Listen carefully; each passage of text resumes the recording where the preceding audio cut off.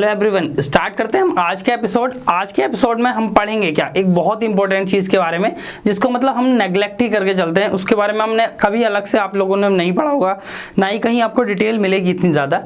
उसकी बात है लोन पेयर की। देखो किसकी बात करेंगे आज, आप लोन पेयर की बात करेंगे। लोन पेयर बहुत इंपॉर्टेंट रोल करता है, चाहे ऑर्गेनिक केमिस्ट्री की बात करूं या मैं इनऑर्गेनिक केमिस्ट्री की बात करूं, ठीक है, दोनों में इसका रोल बहुत ज़्यादा इंपॉर्टेंट होगा। और हम लोग इससे सही से समझ नहीं पाते किसका रोल क्या है, कैसे होता है, ये कहाँ होगा, किस ऑर्बिटल में लाई करेगा। आज के बाद, आज इस 15 मिनट के बाद आपको सब कुछ पता होगा लोन पेयर के बारे में।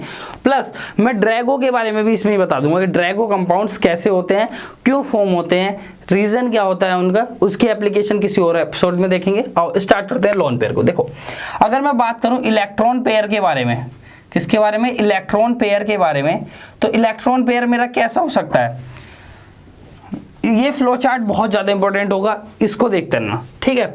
इलेक्ट्रॉन पेयर मेरा दो तरीके का हो सकता है, या तो मेरा शेयर्ड पेयर हो सकता है, इसको बोलो कैसा हो सकता है, शेयर्ड पेयर हो सकता है, ठीक है, या फिर मेरा अनशेयर्ड पेयर हो सकता है। क्या हो सकता है, अनशेयर्ड पेयर हो सकता है। अगर मैं बात करूं, देखो शेयर्ड पेयर जो होंगे उसको हम बेसिकली बॉन्ड पेयर बोलते हैं। क्या बोलते हैं, बॉन्ड पेयर बोलते हैं। और अनशेयर्ड पेयर जो होंगे उसको हम क्या बोल देंगे, लोन पेयर बोल देंगे। देखो जनरली अगर मुझे पता चला कि लोन पेयर क्या होते हैं, lone pair or unshared pair of electrons होते हैं। कौन से पेयर ऑफ इलेक्ट्रॉन्स होते हैं, अनशेयर्ड, जो शेयर नहीं करते हैं, ठीक है। और बॉन्ड पेयर क्या होते हैं, शेयर्ड पेयर ऑफ इलेक्ट्रॉन होते हैं, जो शेयर होते हैं एक से ज़्यादा एटम के बीच में। ये एक मॉलिक्यूल में एक ही एटम पर लाई करेंगे। देखो ये बेसिकली उसकी बात है जो डब्बे से न्यू करके बना देते हैं हम, ठीक है, इस लोन पेयर की, क्योंकि ये एक ही एटम पर प्रेजेंट होते हैं। जो भी मैं बोल रहा हूँ बहुत काम की बात बोल रहा हूँ। बॉन्ड पेयर आपको पता ही है, सिंगल बॉन्ड पेयर होते हैं, ठीक है, प्लस मल्टीपल बॉन्ड पेयर होते हैं। मल्टीपल बॉन्ड पेयर में क्या कौन कौन से आ जाएंगे, डबल बॉन्ड, ट्रिपल बॉन्ड वगैरह, double bond, triple bond and all, ठीक है, ये कोई हमारे काम की बात है नहीं। आओ लोन पेयर को समझते हैं। देखो लोन पेयर जनरली अगर मैं बात करूं दो टाइप के होते हैं। हाँ, आप सोच रहे होंगे कैसे दो टाइप के, एक्चुअली ये दो टाइप के ऐसे होंगे। देखो दो बार क्लासिफिकेशन करूंगा। अगर मैं स्टीरियो केमिकली देखूं तो लोन पेयर दो टाइप के होंगे। एक होंगे स्टीरियो केमिकली एक्टिव, दूसरे होंगे स्टीरियो केमिकली क्या, इनएक्टिव। देखो स्टीरियो केमिकली एक्टिव और स्टीरियो केमिकली इनएक्टिव। देखो ये इनऑर्गेनिक के रेस्पेक्ट में बता रहा हूँ, या बेसिकली लोन पेयर के रेस्पेक्ट में बता रहा हूँ। अगर मैं ऑर्गेनिक की बात करता तो वहाँ मैं लोकलाइज्ड और डीलोकलाइज्ड लोन पेयर की बात करूँगा, वो भी मैं करूँगा इसमें, ठीक है। देखो स्टीरियो केमिकली एक्टिव और इनएक्टिव लोन पेयर का मतलब क्या है, बेसिकली ये जो इलेक्ट्रॉन पेयर है, ये बात किसकी कर रहा हूँ, अगर मैं बात कर रहा हूँ ये BSCPR बैलेंस इलेक्ट्रॉन पेयर की बात कर रहा हूँ। बेसिकली अगर मैं बात करूँ VSEP की बात कर रहा हूँ। देखो होता क्या है, एक ये वैलेंस सेल वाले इलेक्ट्रॉन की बात कर रहा हूँ, जो लोन पेयर की बात कर रहा हूँ, ये इन इलेक्ट्रॉन्स पेयर की बात कर रहा हूँ। क्योंकि अगर मैं एक मॉलिक्यूल कंसीडर करूँ, सिंपल सी बात है कि मैंने OF2 कंसीडर कर लिया, सिंपल सी बात है, OF2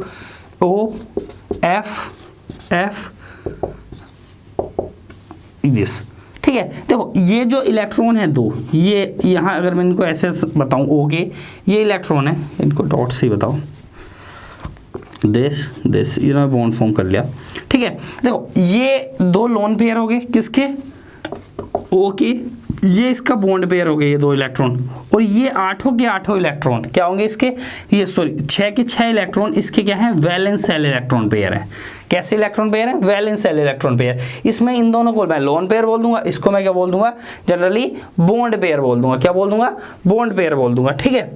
आओ देखो आगे की बात समझते हैं। अब देखो एक चीज और आती है कि सर लोन पेयर तो इस फ्लोरीन पर भी हैं, 6 लोन पेयर हैं। इन लोन पेयर को क्या बोलेंगे, मैंने कहा इन लोन पेयर को हम बोलते हैं NBEP, non bonded electron pair. Basically क्या बोलते हैं इनको, non bonded NBEP, non bonded electron pair. अब आपको करेंगे सर कि मैंने तो पढ़ा है लोन पेयर नॉन बॉन्डेड ही होते हैं, क्या ये वाले लोन पेयर भी नॉन बॉन्डेड है? देखो generally lone pair non bonding orbital में पाए जाते हैं इसलिए नॉन बॉन्डेड बोल देते हैं, पर ये सेंट्रल मेटल पर है और सेंट्रल मेटल के BACP के पार्ट है, बैलेंस सेल इलेक्ट्रॉन पेयर के पार्ट है, जो कि बॉन्डेड कर रहा है, बॉन्ड हो रहा है, बॉन्ड बना रहा है किससे? फ्लोरीन से। अगर मैं इसके ऑक्सीजन की ऑक्टेट कंप्लीट करने के लिए काउंट करूं तो मेरा बड़ा वाला सर्किल जो बनेगा वो ये बनेगा, इस फ्लोरीन के ये ऑक्टेट कंप्लीट हो गया, 6 इसके ऑक्सीजन के, 2 फ्लोरीन से ले लिए, शेयर कर लिए, ठीक है, ये मेरे रिमेन रह गए। तो देखो इस चीज़ को बहुत ध्यान से समझो, थोड़ी कंफ्यूजिंग हो सकती है आपके लिए क्योंकि नहीं होगी। जो ये वाले बॉन्ड पेयर लोन पेयर हैं ये जनरली बॉन्डेड पेयर भी हैं। कैसे पेयर हैं? बॉन्डेड पेयर, क्योंकि देखो बॉन्डेड पेयर हैं, किसके पार्ट हैं? ये VACP के पार्ट हैं। अब इसको बोल दूंगा मैं अनशेयर्ड बॉन्डेड पेयर है। तो ये अनशेयर्ड बॉन्डेड पेयर हैं, ये VACP का पार्ट है यानी बैलेंस सेल इलेक्ट्रॉन का पार्ट है, जबकि ये नॉन बॉन्डेड इलेक्ट्रॉन पेयर है, ये VACP का पार्ट नहीं है, बैलेंस सेल का पार्ट नहीं है। किसके लिए? ऑक्सीजन के सेंट्रल एटम के लिए। फ्लोरीन के लिए हो सकते हैं पर उसका कोई रोल नहीं है यहाँ। जो इन दोनों के बीच का रिपल्सन लगता है उसको हम NBEPR बोलते हैं, non bonded electron pair repulsion बोलते हैं। प्लीज इस बात को समझो, यहाँ नॉन बॉन्डेड का पार्ट है ये electron, non bonded electron pair है, जबकि ये अनशेयर्ड बॉन्डेड पेयर में काउंट होते हैं। ठीक है, आपने बहुत कंफ्यूजिंग लग रहा होगा, जिसने नहीं पढ़ा होगा उसको लग रहा होगा कि ये सर ये लोन पेयर है और बॉन्डेड पेयर का पार्ट कैसे हो गया। ये समझो, देखो इन दोनों के बीच का डिफरेंस बता रहा हूं, वरना ये भी लोन पेयर दिखेगा आपको, ये भी लोन पेयर लगेगा। This are the part of non bonded electron pair, जबकि ये है बॉन्डेड पेयर का पार्ट है, जबकि अनशेयर्ड बॉन्डेड पेयर ये शेयर्ड बॉन्डेड पेयर का पार्ट है। अगर मैं बात करूं ये वाला इलेक्ट्रॉन, ये शेयर्ड बॉन्डेड पेयर यानी बॉन्ड पेयर का पार्ट है। देखो bonded pair is not equals to bond pair, ये बात को ध्यान रखो। बॉन्डेड पेयर का मतलब नहीं है कि बॉन्ड पेयर के, bond pair and bonded pair में दोनों में डिफरेंस है। ठीक है, बॉन्डेड पेयर का मतलब नहीं है कि वो बॉन्ड फॉर्म कर रहा है, ये चीज को समझो। दूसरी अगली बात समझते हैं, आओ देखो ये चीज क्लियर हो गई होगी।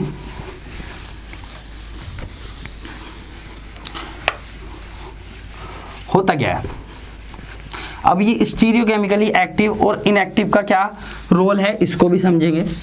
आओ इसको समझते हैं बहुत अच्छे से।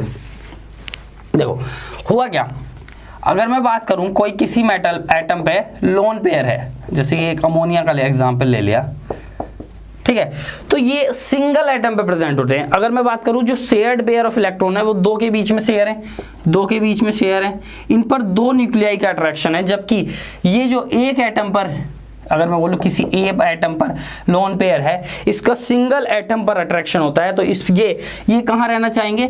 न्यूक्लियस के पास रहना चाहेंगे, न्यूक्लियस के पास रहना चाहेंगे, बिल्कुल ठीक है, near to the nucleus, nucleus के नियर रहना चाहेंगे, न्यूक्लियस के ऊपर बैठना चाहेंगे। अब न्यूक्लियस के सबसे पास ऑर्बिटल कौन सा होगा? S orbital. आपको पता है कौन सा ऑर्बिटल होगा? एस ऑर्बिटल होगा।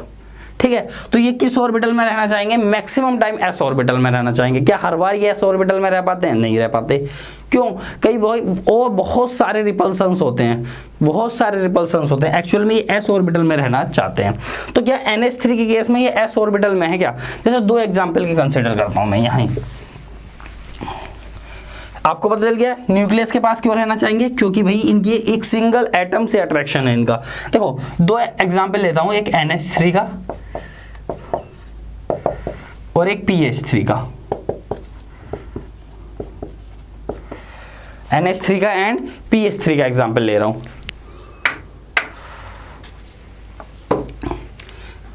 NH3 के एग्जांपल में ये किस ऑर्बिटल में है, ये किस ऑर्बिटल में है, ये मुझे पता लगाना है। देखो जनरली ये 2s और 2p3, this is the electronic configuration of 2s 2p। Nitrogen phosphorus की बात करूं, p 3s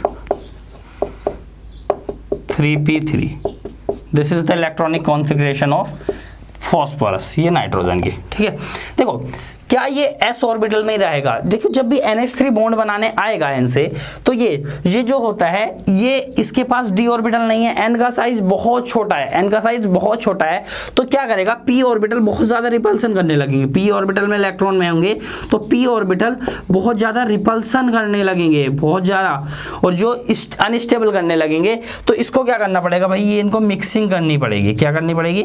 मिक्सिंग करनी ही पड़ेगी, जैसे कि CH4 में होती है मिक्सिंग, CH4 में 2s 2p, ठीक है, ऐसे ही तो होता है 2s 2p2, ठीक है। और इसके बाद ये हाइब्रिडाइजेशन के लिए आगे जाता है और यहाँ H H H, या सॉरी ऐसे मत लगाओ, इसको ऐसे कर लो, 2s 1 2 3 2p 2, ठीक है। अगले बार में मिक्सिंग के लिए जाएगा, अगर मैं बात दूं sp मिक्सिंग हो जाएगी तो ये 4 ऑर्बिटल एक जैसे बन जाएंगे जिनको हम sp3 ऑर्बिटल बोलेंगे, 1 2 3 4, ठीक है। और इसके बाद H ऑर्बिटल बनेगा, तो आपको पता है CH4 H बॉन्ड करेगा, तो sp3 हाइब्रिडाइजेशन होती है CH4 की, सेम यहाँ भी ऐसे ही होगा, मिक्सिंग होएगी और क्या होगा,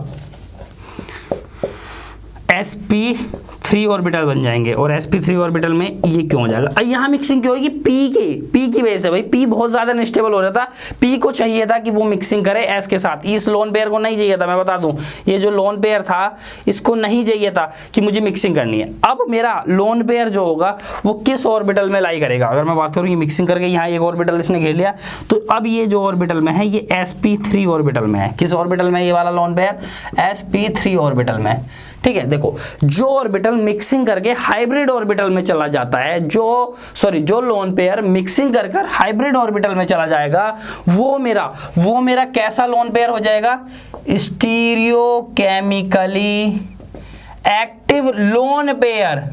देखो याद रखो, मैं यहाँ लोन पेयर को बता रहा हूँ स्टीरियोकेमिकली एक्टिव, मॉलिक्यूल को नहीं बता रहा हूँ, इस बात को ध्यान रखना।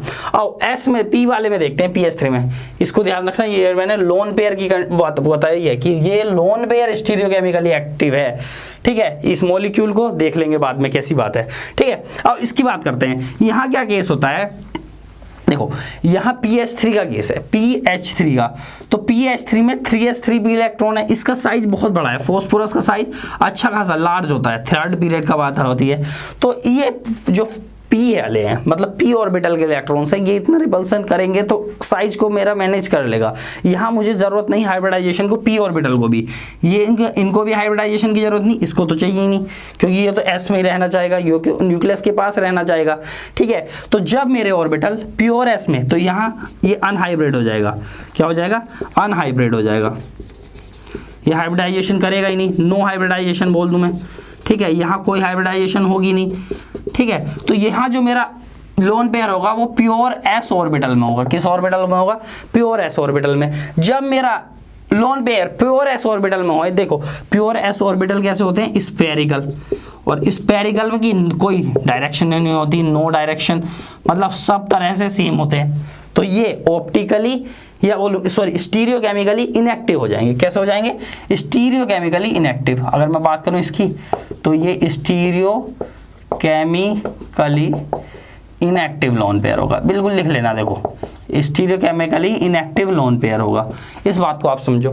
देखो अब जब प्योर s में है तो स्टीरियोकेमिकली इनएक्टिव लोन पेयर है, मैं बात कर रहा हूँ, मॉलिक्यूल की बात नहीं कर रहा हूँ, ये एक्टिव लोन पेयर है क्योंकि ये हाइब्रिड ऑर्बिटल में चला गया है। अब रीजन क्या रहा होगा कि ये जो मेरा इलेक्ट्रॉन, इसने मेरा क्या करा, हाइब्रिडाइजेशन नहीं करी है, इस तो देखो इसकी बॉन्ड एंगल्स कितने हो जाते हैं जब अनहाइब्रिड होगा, तो 4 बॉन्ड है, bond angle near about 90 degree हो जाएंगे, या बोलूँ मैं यहाँ 94 डिग्री के आसपास होता है PS3 का बॉन्ड एंगल, जबकि यहाँ हाइब्रिडाइजेशन होगी sp3, यहाँ बॉन्ड एंगल 109 डिग्री के आसपास होना चाहिए, और NH3 में 160 डिग्री 28 मिनट के आसपास होता है NH3 का एंगल, ठीक है, क्योंकि sp3 हाइब्रिडाइजेशन का एंगल तो 109 डिग्री होना चाहिए ना।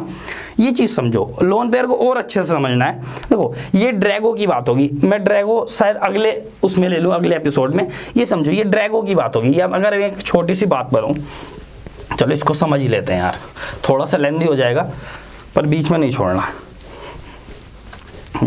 देखो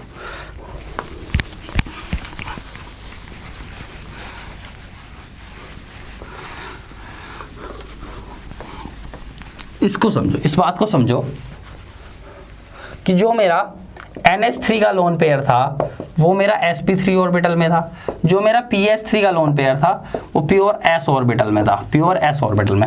ये होता क्या है, देखो जब भी कुछ कंडीशन होती है, अगर मैं ड्रैगो कंपाउंड की बात करूं, ये ड्रैगो कंपाउंड, तो हमें पता चल गया, देखो हमें ये तो पता चल गया कि P वाले लोन पेयर को हाइब्रिडाइजेशन की जरूरत नहीं, तो यही ड्रैगो ने एक्सप्लेन कर दिया। ड्रैगो ने बोला कि अगर मेरा सेंट्रल एटम, ठीक है, ग्रुप 13, 14, 15, 16, ये चीज याद रखना, ग्रुप 13, 14 के लिए भी वैलिड होता है, लोग इसे 15, 16 के लिए भी बता देते हैं, भाई 13, 14 के लिए भी वैलिड होता है। दूसरी कंडीशन क्या है, जो मेरा सेंट्रल एटम है, ठीक है, उससे जुड़े जो साइड एटम है उनकी इलेक्ट्रोनेगेटिविटी 2.5 या उससे कम होनी चाहिए, 2.5 या लेस देन इक्वल टू 2.5 होनी चाहिए, ठीक है। तीसरी कंडीशन क्या है, ठीक है, वो थर्ड पीरियड या ऑनवर्ड का होना चाहिए, मतलब तीसरा पीरियड और ऑनवर्ड, मतलब सेकंड पीरियड से बिलोंग नहीं करना चाहिए। अगर मैं चौथी कंडीशन की बात करूं तो चौथी कंडीशन कहती है कि उस पर एटलीस्ट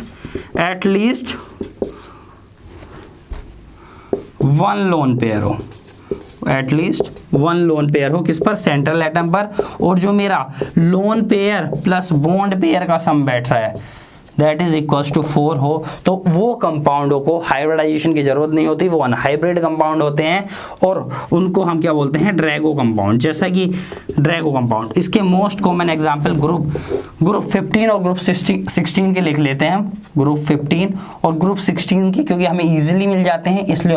देखो NH3 और इधर क्या होता है H2O, ठीक है, PS3, ठीक है, H2S, ठीक है,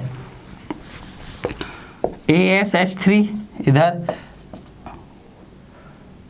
H2SE, SbH3, और इधर बात करूं मैं तो ये होता है H2T, आगे PO और इसका BI आ जाएगा, उसकी कोई जरूरत नहीं। देखो ये तो जो कंपाउंड है ये तो मेरे हाइब्रिड कंपाउंड है, इसकी हाइब्रिडाइजेशन sp3, इसकी हाइब्रिडाइजेशन sp3, पर इनके नीचे वाली हाइड्राइड्स जो भी होंगी इनको मैं बोलता हूँ Drago compound.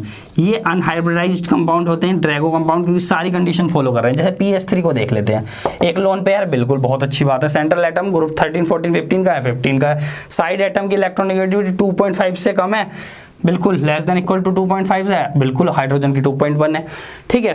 Third atom period onward है, बिल्कुल थर्ड पीरियड का है, एटलीस्ट वन लोन पेयर है, बिल्कुल लोन पेयर है, bond pair plus lone pair का सम 4 है, बिल्कुल सही बात है, ड्रैगो कंपाउंड है, अनहाइब्रिड कंपाउंड होते हैं। और इनकी अगर मैं बात करूँ, इसकी 94 बॉन्ड एंगल, इसका 93, इसका 92। देखो अगर मैं इसको दूसरे तरीके से प्रूव करूं कि ये अनहाइब्रिड कंपाउंड है तो कैसे पता चलेगा, देखो इसको थोड़ा सा बड़ा हो जाने दो सेशन को, बहुत इंपॉर्टेंट है इसकी एप्लीकेशन। अगले में मैं बिल्कुल इंट्रोडक्शन दे रहा हूँ बस ड्रैगो का, ड्रैगो अलग से पढ़ोगे आप जब केमिकल बॉन्डिंग पढ़ोगे, लेकिन यहाँ बहुत ज़्यादा जरूरी था लोन पेयर को समझने के लिए। देखो ये अनहाइब्रिड कैसे है, इसका बॉन्ड एंगल 94 डिग्री आ रहा है।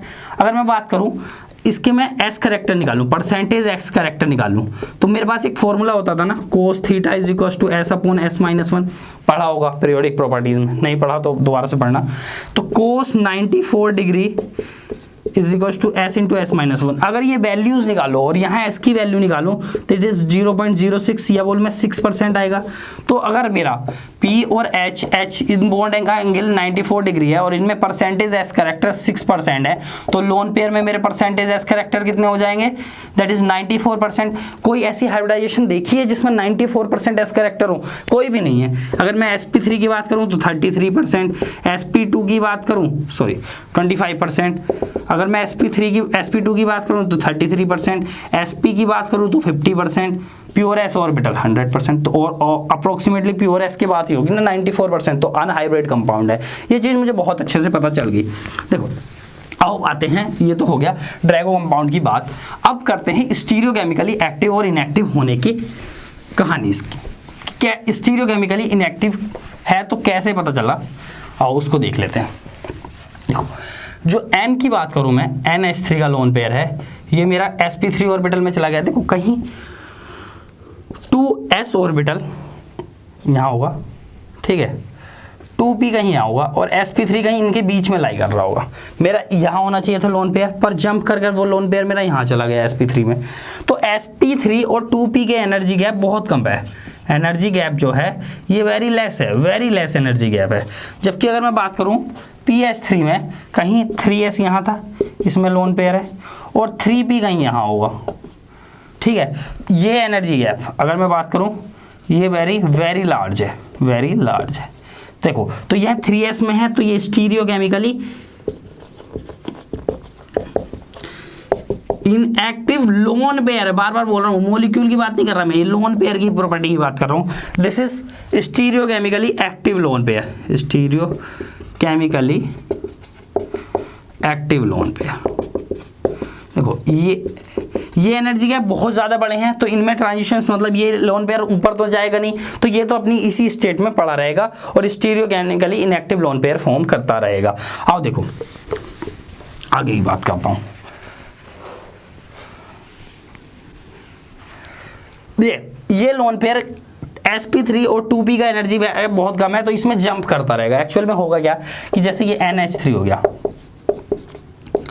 ठीक है, ये अभी तो पड़ा है sp3 में, फिर ये मॉलिक्यूल जैसे ही 2p में लोन पेयर जाएगा बहुत ज़्यादा है। भाई देखो लोन पेयर चाहता क्या था, मैं s ऑर्बिटल में रहूँ, उसको हमने रख किस में दिया sp3 में, तो वो तो पागल हो जाएगा, वो चाहेगा कि मुझे p में जाना है, तो वो जंप करेगा क्योंकि एनर्जी गैप है, एनर्जी बढ़ाएगा अपनी और p में जाने की कोशिश करेगा, और वो इस मॉलिक्यूल को प्लेन कर गया। ये देखो ये तो टेट्राहेड्रल मॉलिक्यूल है, ठीक है, इसको मॉलिक्यूल को एनर्जी रोटेशन खत्म करेगा और sp3 से 2p में जाएगा और ये इस मॉलिक्यूल को प्लेनर कर देगा NH, यहाँ देखो NH और प्योर p ऑर्बिटल में जाके बैठ जाएगा। किस में जाके बैठ जाएगा?